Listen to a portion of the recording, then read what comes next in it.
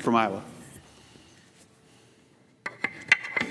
This year at my 99 county meetings, I've been asked about the operation in Iran and was asked the question of why the administration's actions were necessary.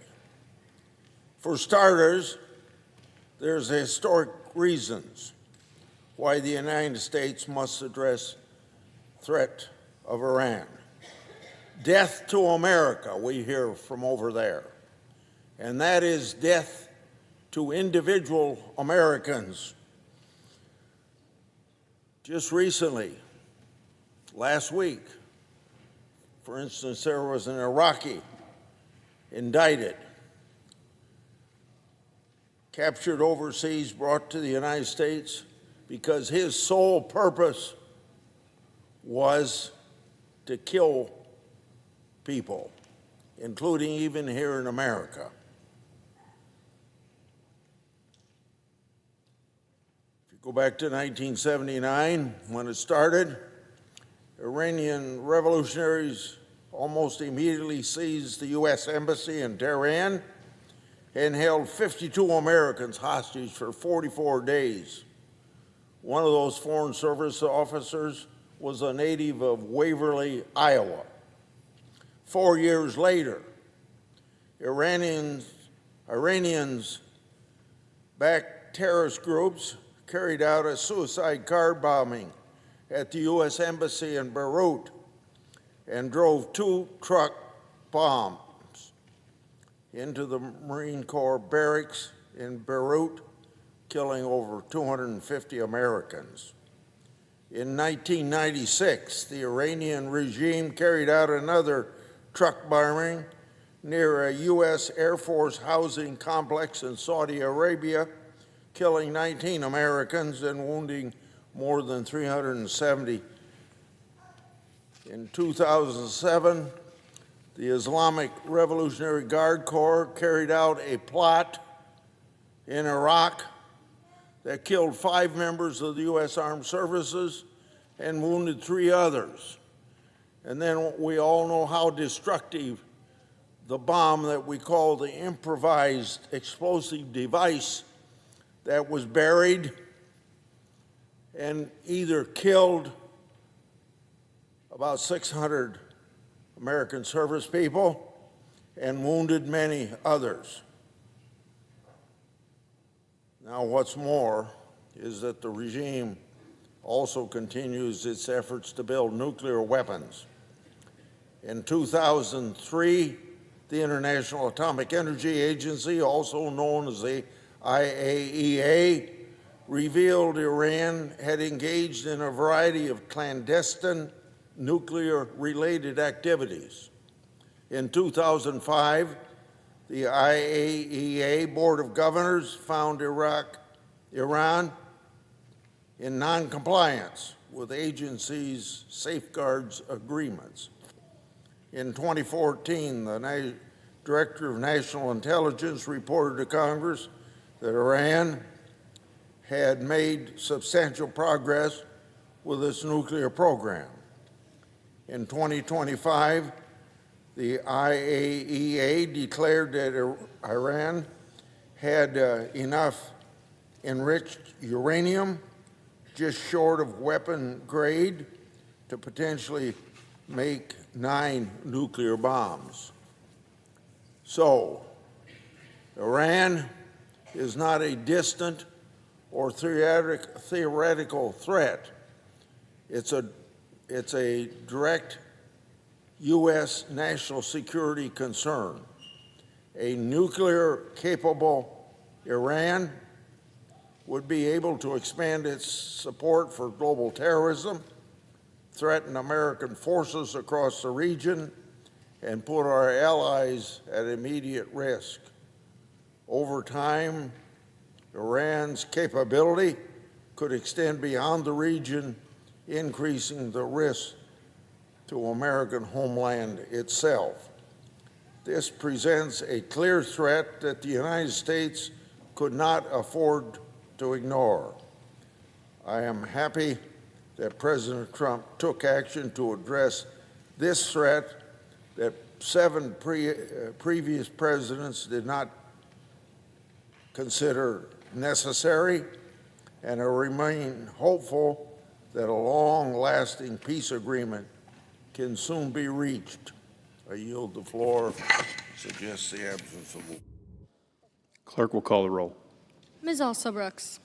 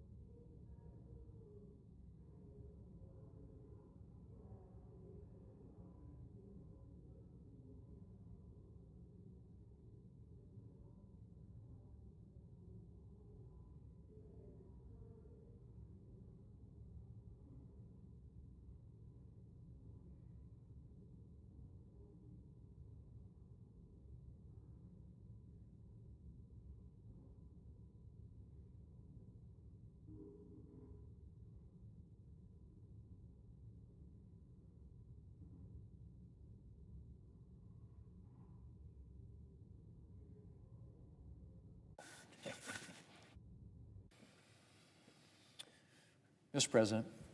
Majority Leader. Mr. President, I ask unanimous consent the quorum call be suspended. Without objection. Mr. President, the month of May is dedicated to America's finest. We observed Police Week and Peace Officers Memorial Day last week, and the entire month of May is Military Appreciation Month. Armed Forces Day was Saturday, and next week we will observe Memorial Day and remember all those who have laid down their lives in America's service. Mr. President, it's an extraordinary thing they do, the men and women who sign up to join our military. They don't simply choose service, they choose a kind of service that may require them to sacrifice everything. And they do it willingly, proudly, for love of their country, for love of their fellow soldiers, and for love of their fellow man. Mr. President, we live in a country of unmatched blessing, and it can be easy to take that for granted, to take our prosperity, our freedom, our peace, and safety as a given. But they are not a given, Mr. President. They are secured for us and have been secured for us by the men and women of the United States military. That's not patriotic rhetoric. That is a fact.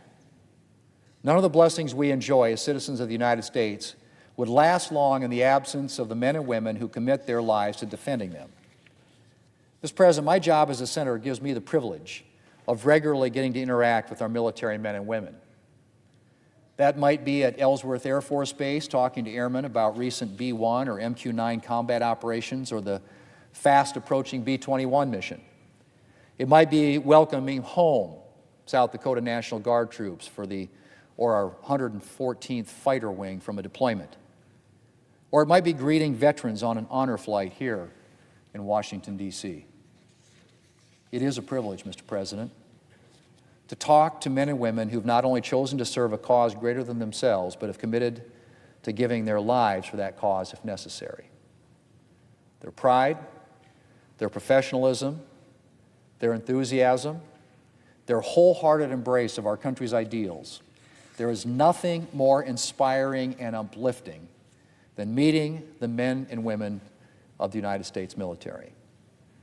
Mr. President, I've talked about our armed forces' willingness to sacrifice, to lay down their lives if necessary to protect our country.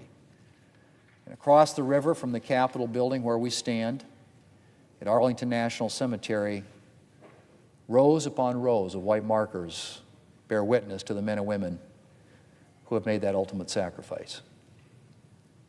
And not just on Memorial Day, but every day, Mr. President, we need to remember them. To remember that our freedom has been secured for us at a great cost, and to live in such a way as to honor that sacrifice. Mr. President, no discussion of the service of our military men and women is complete without mentioning their families. They too embrace a cause greater than themselves. They also serve, and often without recognition. They endure long absences from their loved ones, missed birthdays and date nights and dinners, frequent moves, new schools, and job changes. And for some, their loved one never comes home. And just as we remember our soldiers this month, we remember their families. Their families and what they too have given in the service of our country. Mr. President, as we celebrate Military Appreciation Month, Armed Forces Day, and Memorial Day, my prayers and gratitude are with the men and women of the United States military. God bless and protect them as they stand on guard for us. Mr. President, I yield the floor and I suggest the absence of quorum. Clerk will call the roll. Ms. Alsobrooks.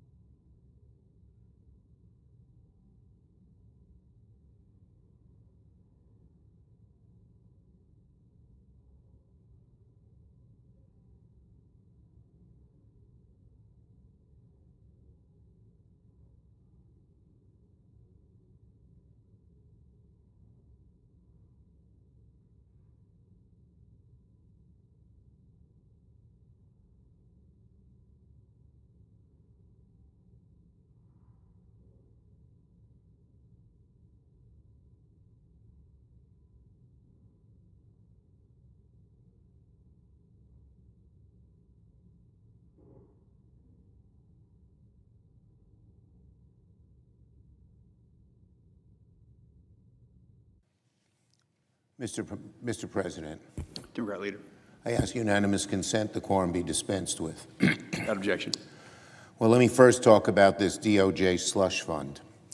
As working families shorten their grocery lists as they struggle to make ends meet, Donald Trump has added a nearly $2 billion slush fund for his MAGA allies and January 6th insurrectionists to his wish list of pet projects he wants to fund with taxpayer dollars. Of all the corrupt things Donald Trump has done, this MAGA slush fund at the Department of Justice is one of the most depraved. Trump is shaking hands with himself in order to fund his insurrectionist army to the tune of billions of dollars. Trump is shaking hands with himself, making his own deal with himself in order to fund his insurrectionist army to the tune of billions of dollars. He is signing a contract with himself to use these funds for illicit purposes. Can you believe it, America? How low can we go with this president? Trump pardoned violent insurrectionists who assaulted your Capitol to overturn your votes, and now he wants to give them your hard-earned tax dollars as a reward. Can you believe that? He's taking money out of your paycheck, America, and putting it into pockets of his cronies, criminals, and cop beaters. This settlement with the IRS is a farce. Trump sued his own government. He's the president, and he sued the government. He asked for $10 billion. The gall of this man. And then Trump's own Defense Department, with his own appointed attorneys general, settled with Trump. Trump settled with Trump. And now Trump gets a nearly $2 billion slush fund as part of that settlement. And what is he going to do with it? He's going to reward his own allies, loyalists, and insurrectionists. How crooked can it be? How perverted, how slanted, how far away from American ideals.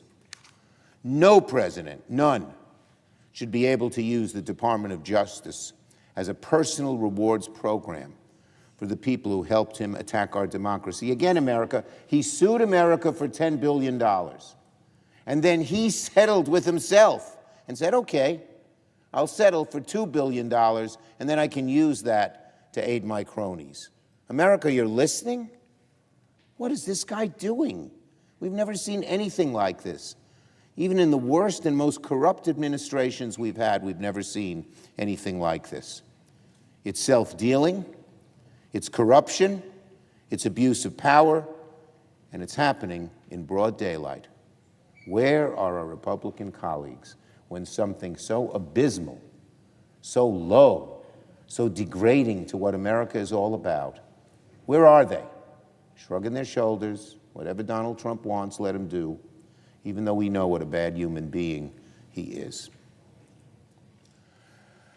On cost reconciliation in the ballroom, the list goes on and on, Mr. President.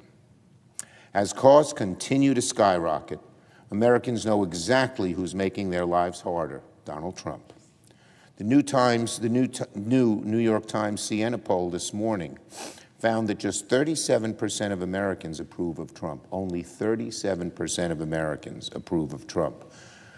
It was low in January. It's now 4 points even lower. And only 28% of Americans, only a little more than 1 in 4 of Americans approve of Trump's handling of the cost of living. Trump's supposed high floor of approval is crumbling beneath his feet, unable to bear the weight of his complete disregard for the higher costs he is forcing on Americans every time they go to the grocery store, gas pump, or doctor's office. As Donald Trump keeps reminding us, he doesn't think about Americans' financial situation. He doesn't think about anyone but himself. Look at that. I don't think about Americans' financial situation. I don't think about anyone. That's Trump. He's totally on his own, helping himself, dipping into the pockets of the taxpayers and putting the money in his pockets and his friends' pockets. What a sad day for America it is that this man goes unchecked by almost everybody in his own party.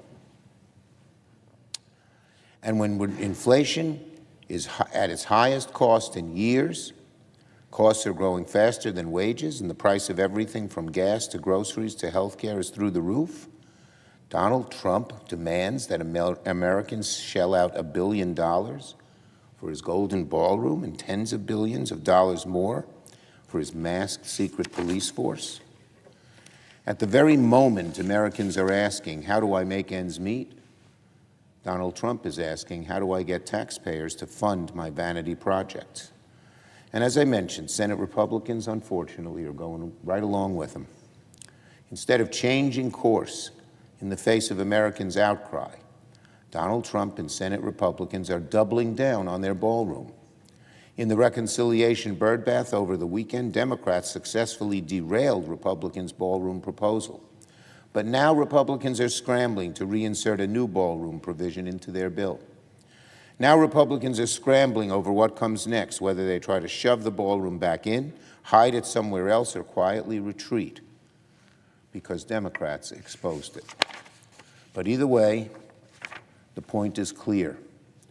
Republicans were ready to spend taxpayer dollars on Trump's vanity project while doing nothing serious to lower costs for families. Do you hear that, America? Republicans will not work this hard to lower your costs, lower your rent, lower your grocery bill. But they worked overtime to protect Trump's priorities, including this ballroom. That tells you everything you need to know. Ballroom Republicans have made their choice. Trump's ego over your electric bill. Trump's palace over your paycheck. Trump's priorities over your family's needs. And if Republicans are now running away from their own ballroom provision, good. They should. Democrats called the ballroom out, fought it, and made clear we would not let Republicans quietly stick taxpayers with the bill for Donald Trump's vanity project. But make no mistake, this reconciliation bill is still rotten to the core. Whether the ballroom stays, goes, or gets buried somewhere else, Republicans are still pushing a bill that does nothing meaningful to lower costs for families, while pouring tens of billions into Trump's extreme agenda. Democrats are going to fight this with everything we have. In the birdbath, on the floor, in vote-a-rama, amendment after amendment, vote after vote. We're going to force Republicans to answer a simple question. Who are you here to fight for? American families or Donald Trump's priorities? Democrats fight for families. Republicans fight for Trump. Iran. Over the weekend, Donald Trump told Iran, quote, "The clock is ticking and they better get moving fast, or there won't be anything left of them." How can Donald Trump say the clock is ticking when he told the Senate the clock had paused when his war recently passed the War Powers Act 60-day threshold to either end hostilities or get congressional authorization? Over the weekend, a drone strike caused a fire on the edge of a massive nuclear power plant in the UAE, further proof that the fighting is anything but finished. Senate Republicans need to stop playing dumb and realize that this war didn't end at the 60-day mark and will not end until Republicans show some backbone and support Democrats' war power resolution to end the fighting. This week, Democrats will force an 8th vote on our war powers resolution to withdraw our troops from hostilities with Iran. I urge Republicans to support our war powers resolution, end the war, get the troops out of harm's way, or else Republicans will learn that the clock is ticking, not only on this war, but on their own political futures. And finally, on China.